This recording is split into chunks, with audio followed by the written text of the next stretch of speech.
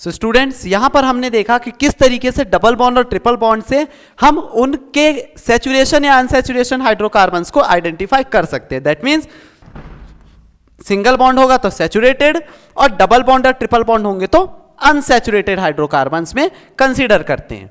Then हम आगे discuss करते हैं सैचुरेशन और अनसैचुरेशन के बेस्ड पे किस तरीके से हम कार्बन के नोमेनकल्चर को जानते हैं, किस तरीके से हम कार्बन को नाम देते हैं।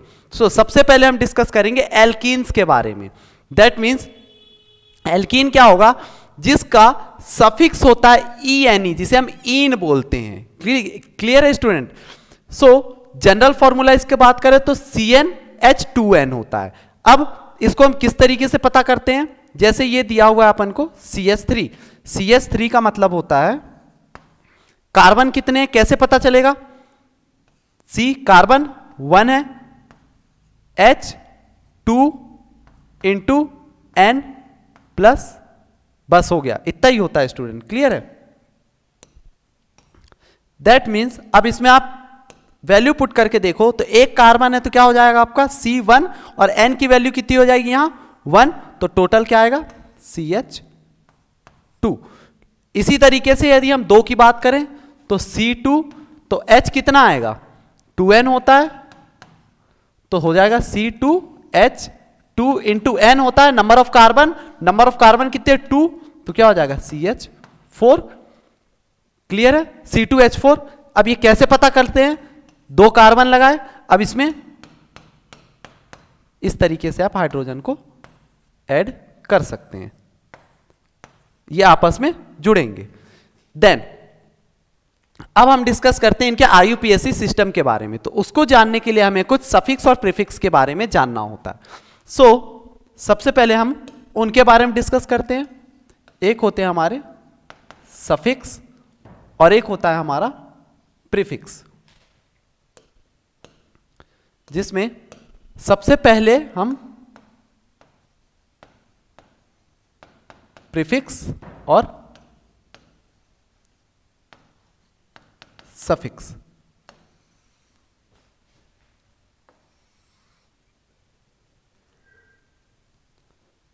वन 2 3 4 5 6 7 8 9 एंड 10, ये हो गए, ये नंबर है हमारे। That means number of carbon. जब एक कार्बन होगा, 2 कार्बन होंगे, 3 कार्बन होगा, 4 कार्बन, 5 6 7 8 9 और 10। मतलब प्रीफिक्स का मतलब होता है जो चीज आगे लगती है, सफिक्स का मतलब होता है जो चीज पीछे लगेगी। ये वो हो गया आपका number of carbon. Then prefix 1 के लिए लगता है मेथ, 2 के लिए लगेगा आपका एथ, 3 के लिए लगता है प्रोप, 4 के लिए लगेगा आपका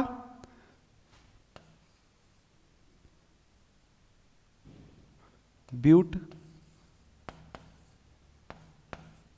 5 के लिए पेंट, 6 के लिए हेक्स, 7 के लिए सेप्ट, 8 के लिए ऑक्ट, 9 के लिए नोनेन और 10 के लिए डेकेन।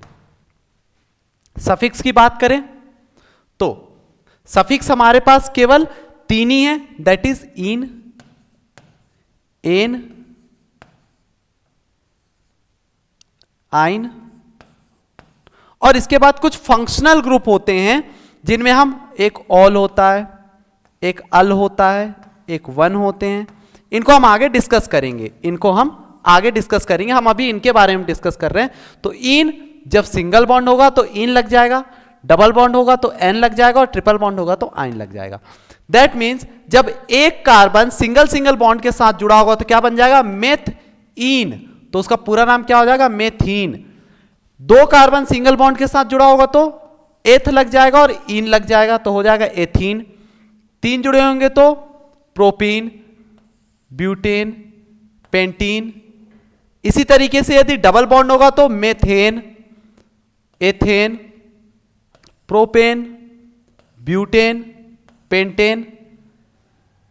3 जुड़े होंगे तो मिथाइन, एथाइन, प्रोपाइन, ब्यूटाइन और पेंटाइन। इस तरीके से इनके नाम अलग अलग चेंज होते जाते हैं, जिनको हम आईयूपीएसी सिस्टम में डिस्कस करते हैं। बात करते हैं एल्कीन्स की, तो एल्कीन्स जो होते हैं जिनका जनरल फॉर्मूला होता है आपका CnH2n-2। अब इनके सफिक्स क्या होते हैं स्टूडेंट? इनके सफिक्स होते हैं आइन, YnE। दैट मीन्स इनमें ट्रिपल बॉन्ड देखने को मिलेगा। ट्रिपल बॉन्ड यहां पे देखिए, ये ट्रिपल बॉन्ड है, ये ट्रिपल बॉन्ड, यहां भी ट्रिपल बॉन्ड, यहां ट्रिपल बॉन्ड और यहां भी ट्रिपल बॉन्ड है। तो इस तरीके से ये क्या बनाते हैं? आयन बनाते हैं। Ion that means triple bond वाले। अब यहां पे कितने कार्बन दिख रहे हैं स्टूडेंट? ध्यान से देखेंगे, 1 2 और 2 कार्बन के लिए क्या हमने लगाया था? एथ। 2 कार्बन के लिए एथ। और ट्रिपल बॉन्ड के लिए क्या लगता है? आइन। यहां हमने देखा आइन। तो जब 2 कार्बन का हो गया एथ और ट्रिपल बॉन्ड तो हो गया आइन, और दोनों को मिला दिया हमने तो क्या बन गया? इथाइन। क्लियर है स्टूडेंट? देन यहां पर देखेंगे कितने कार्बन है? 1 2 3। तो 3 कार्बन के लिए क्या लगता है? प्रोप। तो यहां आ गया प्रोप। और बॉन्डिंग कौन सी है?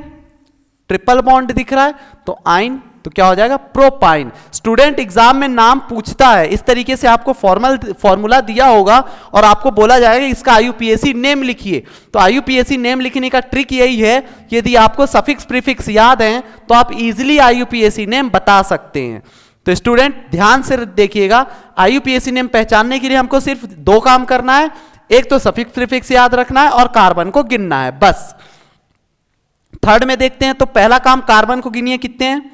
1 2 3 4। 4 कार्बन है। 4 कार्बन के लिए सफिक्स क्या लगता है हमारा? तो ब्यूट लगता है। तो यहां क्या लगा? ब्यूट। और बॉन्डिंग कौन सी है? तो ट्रिपल बॉन्ड। और ट्रिपल बॉन्ड है तो क्या लगेगा हमारा? आइन। अब स्टूडेंट यहां ब्यूट 2 आइन है बिकॉज स्ट्रक्चर बढ़ गया। स्ट्रक्चर बढ़ गया तो क्या होगा उसमें? पीछे से काउंटिंग इनके ट्रिपल बॉन्ड गिनते हैं। यहां पर देखिए 1 2, दूसरे नंबर पर ट्रिपल बॉन्ड लगा इसलिए ब्यूट 2 आइन है।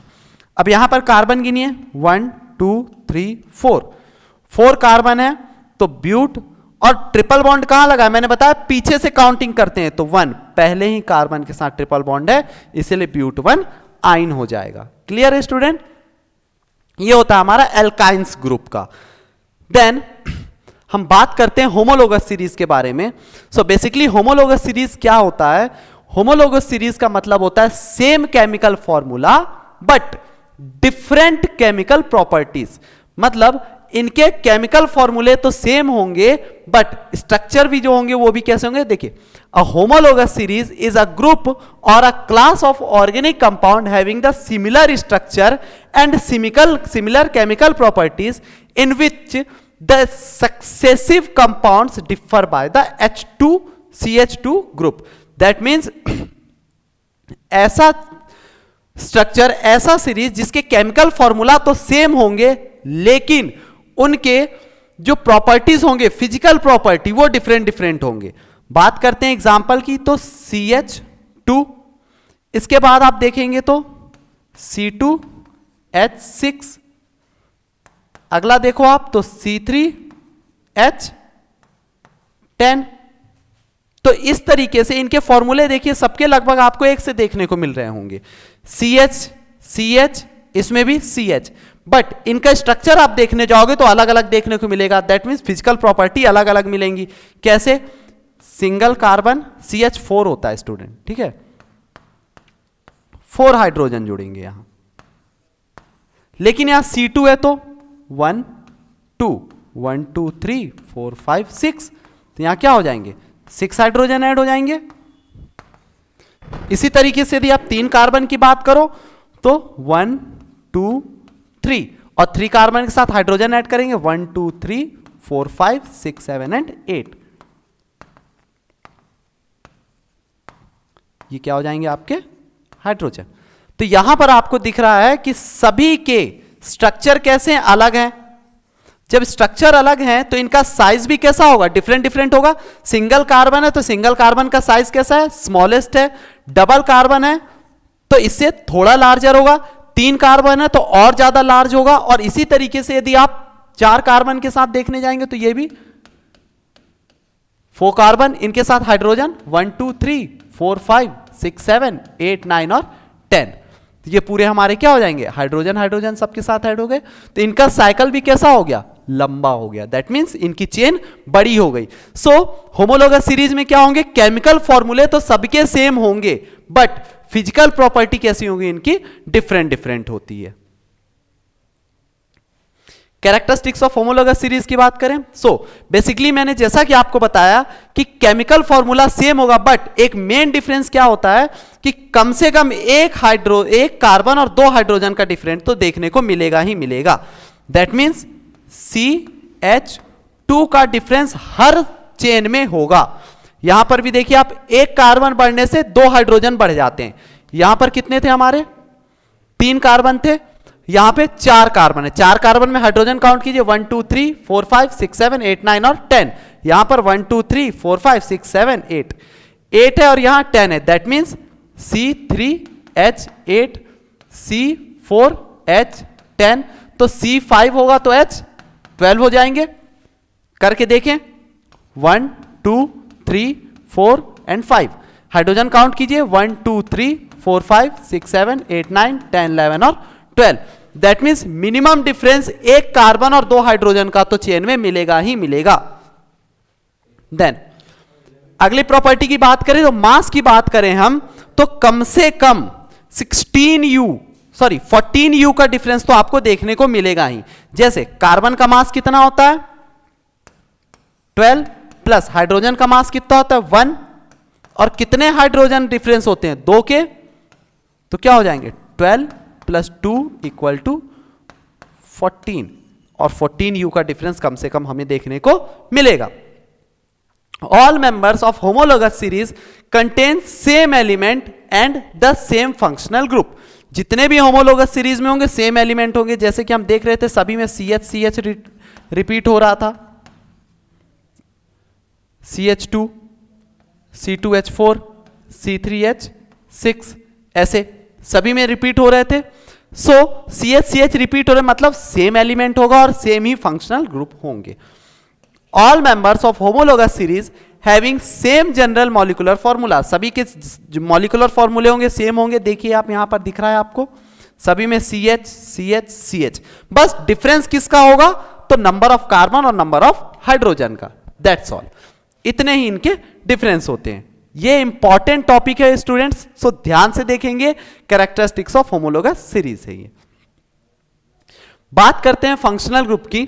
फंक्शनल ग्रुप बेसिकली होता क्या है, जैसे कार्बन और हाइड्रोजन जो होते हैं, इनमें हाइड्रोजन को रिप्लेस करने के लिए एक अनदर सब्सटेंस जो होता है वो फॉर्मूले में एंटर करता है, जिसको हम क्या बोलते हैं, फंक्शनल ग्रुप में पढ़ेंगे। फंक्शनल ग्रुप में B defined as the atoms or group of atoms or reactive part which is responsible for the characteristic properties of the compound। that means functional group क्या होते हैं, उनके रिएक्टिविटी को और उनके प्रॉपर्टीज को पहचानने के लिए हम उसका यूज कर सकते हैं और उस कंपाउंड में वो चीज ऐड होता है। जैसे कि